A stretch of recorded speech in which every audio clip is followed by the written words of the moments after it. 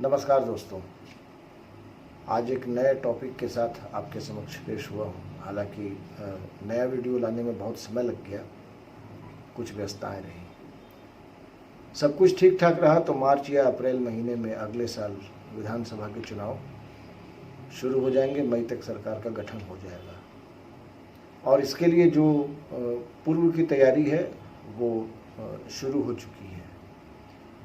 तो विधानसभा का जो भी चुनाव है वो अपने आप में बहुत मायने रखता है। सरकार की बात होती है, विधायक होते हैं और तमाम चीज़ें होती हैं। पावर सेंटर होता है, स्टेट को चलाने की बात होती है और ये टोटली पावर गेम है। मुझे कुछ पुरानी चीज़ें याद आ रही हैं। सौभाग्य से मैंने 3 सरकारें देखी और तीसरी सरकार मैं देख रहा हूँ। 2006 में दिसंबर महीने में आदरणीय श्री मनोज तिवारी ने रायपुर से मुझे अमर उजाला गोरखपुर ज्वाइन करने के लिए बुलाया था। हालांकि अखबार की लॉन्चिंग 2007 में हुई, तो मैं 2006 के लास्ट में दिसंबर में अजय पांडे के साथ रायपुर से गोरखपुर आ गया। तो गोरखपुर के बारे में मेरी धारणा ये थी कि ये बाहुबलियों का शहर है और वो देखने को मिला भी। बाहुबली उस रूप में तो एक्टिव नहीं दिखे, लेकिन हाँ उनके नाम का असर दिखा और बहुत मजबूती के साथ दिखा। 2007 में जब अमर उजाला की लॉन्चिंग हो गई तो गोरखपुर को समझने के लिए, गोरखपुर मंडल को समझने के लिए, बस्ती मंडल को समझने के लिए हम लोग बाहर निकलना शुरू कर चुके थे। ऐसे ही में मुझे याद है 2007 का समय था और मायावती की सरकार थी। हम लोग खजनी गए। खजनी में हमारे एक प्रतिनिधि थे, उनके घर में कोई शादी ब्याह की बात थी, हम लोग वहाँ पर गए। तो वहाँ पर जो चीज़ें हम लोगों ने देखी वो बड़ी अजीब किस्म की चीज़ थी। वो पता नहीं सभ्य समाज में ऐसा होना चाहिए या नहीं होना चाहिए, लेकिन देखी हमने। खजनी में हम लोगों ने देखा कि एक यादव बिरादरी कह लीजिए उसको, या ओबीसी समाज कह लीजिए, आप उसको जो भी नाम देना चाहते हैं दे सकते हैं, उनका दबदबा रहा। और जो फॉरवर्ड क्लास था, फॉरवर्ड क्लास बहुत हद तक पीछे था। भोजन भात की जब व्यवस्था हो रही थी तो पहले यादव समाज के लोगों को खाना खिलाया गया और बाद में फॉरवर्ड क्लास के लोगों को खाना खिलाया गया। तो मैंने पूछा कि क्या इस गांव की रवायत यही रही है, परंपरा यही रही है? तो उन लोगों ने कहा कि नहीं, अब लेकिन हो गई है। हमने पूछा क्यों? बोला कि अरे भाई मायावती की सरकार है, बहन जी की सरकार है। उन्होंने और भी जातिगत कुछ टिप्पणियाँ की जिसका उल्लेख यहाँ करना मैं उचित नहीं समझता। इसी तरीके से हम लोग गए पलही पार में। पलही पार में हमारे एक मित्र रहते हैं, उनके घर में भी कुछ मंगल कार्य थे। वहाँ पर भी हम लोगों ने यही देखा। मतलब जितने बैकवर्ड क्लास के लोग थे उन लोगों का हिसाब किताब ऐसा था कि आप कह नहीं सकते। मतलब जो फॉरवर्ड क्लास के लोग हैं उनके सामने टिकते नहीं थे किसी भी मामले में। पैसे का मामला हो, ठेकेदारी का मामला हो, रंगबाजी का मामला हो, गोली चलाने का मामला हो, ज़मीन पर दखल करने का मामला हो, कब्जा करने का मामला हो। तो 2007 से लेकर के 2012 तक, जब तक मायावती की सरकार रही, हम लोगों ने कई खबरें भी ऐसी लिखी। और उस वक़्त में एससी एक्ट को लेकर के जिस तरीके से चीज़ें सामने आ रही थी वो भी कमाल की चीज़ें थी। 2012 में चुनाव हुए, अखिलेश यादव मुख्यमंत्री बने, बहुत अच्छी मेजॉरिटी के साथ उन्होंने चुनाव जीता। अब अखिलेश यादव के शासनकाल में ये देखने को मिला कि चूँकि अब अखिलेश का सरनेम यादव है, वो एक यादव परिवार में पैदा हुए हैं, मुलायम सिंह यादव उनके फादर हैं। तो थानेदार यादव, डीआईजी यादव, आईजी यादव, सिपाही यादव, इंस्पेक्टर यादव, पुलिस महकमे में अधिकतर लोग यादव।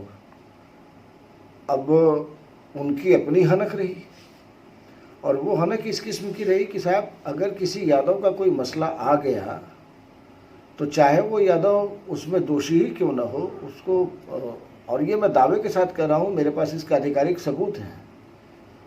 पूरा का पूरा पुलिस महकमा, पूरी की पूरी ब्यूरोक्रेसी इस चक्कर में पड़ जाती थी कि वो जो यादव साहब हैं, बेशक वो दुनिया की नज़रों में गुनाहगार हैं या फिर दुनिया की नज़रों में मान लीजिए कि उन्होंने अपराध किया है, लेकिन वो उसका बाल बांका नहीं होता था। हालांकि अखिलेश की जो बाद के दिनों में छवि बनी वो इन चीज़ों से बिल्कुल अलग थी। लेकिन जो उत्तर प्रदेश में खास करके पूर्वांचल के इलाके हैं, उन पूर्वांचल के इलाकों में ये देखा गया कि मायावती का जब शासनकाल आया तो जो ओबीसी समाज में थे, जो निचले तबके के लोग होते हैं, उन लोगों को देखा गया कि वो कंट्रोलिंग अथॉरिटी बन करके बैठे हुए हैं। अखिलेश में भी लगभग उसी चीज़ का दोहरा हुआ। फर्क सिर्फ इतना हुआ कि जो दलित थे उसके जगह पर यादवों को देखा गया।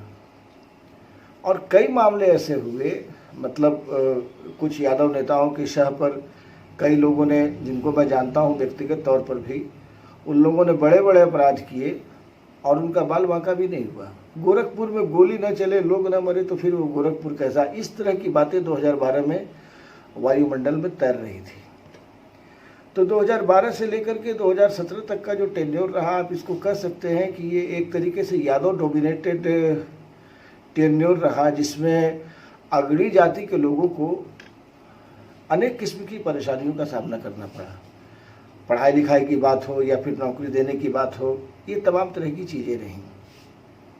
2017 से 2021 ये 4-4.5 साल का जो टेन्योर मैं देख रहा हूँ, और लगातार गोरखपुर और नोएडा के बीच में जो हमारी उपस्थिति रही, तो मैंने ये महसूस किया कि अब जो फॉरवर्ड क्लास के लोग हैं ये ज़्यादा डोमिनेट कर रहे हैं। कहीं पंडित जी हैं, कहीं बाबू साहब हैं। और अब ये देखा जा रहा है कि जो मायावती और अखिलेश के टाइम में जो यादव या दलित लोग अपने आप को नंबर 1 समझते थे, सीना तान के खड़े रहते थे, वो सब पटाए हुए हैं, सब शांत हैं, सारे के सारे। अब इनकी तैयारी शायद ये है कि भाई 2022 में जब चुनाव हो तो भारतीय जनता पार्टी की सरकार रहेगी या नहीं रहेगी, उसके बाद जैसा होगा वैसा देखा जाएगा। वेट एंड वॉच की स्थिति है। पर आप ये नहीं कर सकते हैं कि गोरखपुर के आईजी हो, डीआईजी हो, रेंज में जितने भी लोग हैं सारे सीनियर पोजीशंस पे फॉरवर्ड बैठे हुए हैं। ऐसा नहीं है। यहाँ यादव भी हैं, दलित समाज से या दलित जाति से जो जुड़े हुए लोग हैं वो भी हैं, फॉरवर्ड भी हैं। तो ये योगी आदित्यनाथ की सरकार है और मैं उनकी कोई तारीफ नहीं कर रहा हूँ, मैं बिल्कुल जो हकीकत है वो बता रहा हूँ। अब इस बात को समझना पड़ेगा कि अगर दलित आपके सामने खड़ा होकर के बात करता था और ज़बरदस्ती, जिसको गुंडई कहते हैं, मन बढ़ाई कहते हैं, वो गुंडई और मन बढ़ाई कम से कम योगी सरकार में नहीं है। ये लोगों को पता है कि योगी सरकार लॉ एंड ऑर्डर के मामले में कुछ जगहों पर कंप्रोमाइज़ नहीं करती है। और इसके साथ साथ आप अगर 2012 से 2017 तक के कार्यकाल को याद करें, खास करके जो अखिलेश यादव की सरकार थी, जिसमें कहा जाता था कि 3 चीफ मिनिस्टर हैं, तो उस वक़्त में जो यादवों ने अपना हिसाब किताब बनाया था वो अब धराशायी हो चुका है। आप यादव होने का नाजायज़ फ़ायदा नहीं उठा सकते हैं, और अगर आपने नाजायज़ फ़ायदा उठाया तो कानून अपना काम करेगी। ये योगी सरकार का मैसेज है। अब कहा जा रहा है कि साहब जो दलित हैं, जो पिछड़े हैं, जो मुसलमान हैं, ये एक गुट में आ रहे हैं, एकजुट हो रहे हैं। इस तरह की बातें हर चुनाव के पहले कही जाती हैं, लेकिन ध्यान देने वाली बात जो है वो ये है कि अगर ये एकजुट हो भी जाते हैं तो आज जिस तरीके से, हम पूर्वांचल की ही बात कर रहे हैं, आज जिस तरीके से योगी सरकार के कार्यकाल में पूर्वांचल के लोग आराम से रह रहे हैं, और मुझे शक है, चूँकि देखिए ये भोगा हुआ यथार्थ है, इसमें न तो समाजवादी पार्टी है, न बहुजन समाज पार्टी है, न भारतीय जनता पार्टी है। एक पत्रकार के रूप में हम लोगों ने जिन चीज़ों को देखा, अपनी नंगी आँखों से देखा, कलम के माध्यम से देखा, कंटेंट के माध्यम से देखा, तो वो चढ़गुंडन की छाती पर मुहर लगेगा हाथी पर टाइप का जो मामला चला था 2007 में, और तमाम तरह की बातें रही थी, वो फिर जो एक ताना बाना है वो ध्वस्त हो सकता है। अभी इस बात की गारंटी 100% है कि अगर आपके साथ कोई ज़्यादती हुई है तो उसे सुना जाएगा और कोशिश की जाएगी कि उसका समाधान निकले। बेशक आप पंडित समाज से आते हो, राजपूत समाज से आते हो, बनिया समाज से आते हो, दलित समाज से आते हो, यादव समाज से आते हो, SC ST OBC, आप किसी भी समाज से आते हो, इसके पीछे का कारण ये है कि योगी जी ने सांसारिकता को लगभग समाप्त कर दिया है। कहने का मतलब चूंकि वो योगी हैं तो वो सांसारिकता के मकड़ जाल में कैसे रह सकते हैं, लेकिन चूंकि वो इंसान है तो सांसारिकता एक उनका पार्ट एंड पार्सल है। इसके साथ साथ उन्होंने इस चीज़ को बहुत ही गौर से देखा है और अपने अधिकारियों को भी उन्होंने सलाह भी दी है, हिदायत भी दी है कि भाई देखिए, जो आदमी अपराध कर रहा है उसे किसी कीमत पर छोड़ना नहीं है। कोई गैंगस्टर है, उसकी हिस्ट्री निकालिए, समझ में आ रहा है ठीक, वरना एनकाउंटर जिंदाबाद। इसके कारण जो एक माहौल बना, उस माहौल में लोग थोड़ा सा सुकून के साथ रह रहे हैं, ऐसा आप कह सकते हैं। लेकिन अगर पुरानी बातों को आप याद करेंगे तो चाहे वो अखिलेश हो, चाहे वो मायावती हो, आप शिवपाल का भी नाम ले सकते हैं, आजम खान का भी नाम ले सकते हैं, आप जिसकी मर्जी उसका नाम ले सकते हैं, क्योंकि ये सारे लोग थे। 2007 में अगर मायावती की सरकार थी तो आप उससे सतीश चंद्र मिश्रा को निकाल नहीं सकते। सतीश चंद्र मिश्रा भी थे और उनके टाइम में देखा गया है कि दलितों ने किस प्रकार ब्राह्मणों को पीटा है, कूटा है, मार दिया है, जला दिया है, बर्बाद कर दिया है। आप अखिलेश यादव के टाइम में आइए तो आप ये पा सकते हैं कि यादवों ने किस तरीके से फॉरवर्ड क्लास के लोगों को बिल्कुल पूरी तरह मारा है। गाँवों में जिंदा जला देने की घटना आई है और मन बढ़ाई तो ऐसी। मैं बता रहा हूँ कि गोरखपुर में रहते हुए मैंने महसूस किया कि एक एक दिन में एवरेज 1 से 2 मर्डर तो होना ही होना है। गोरखपुर जिले की बात कर रहा हूँ।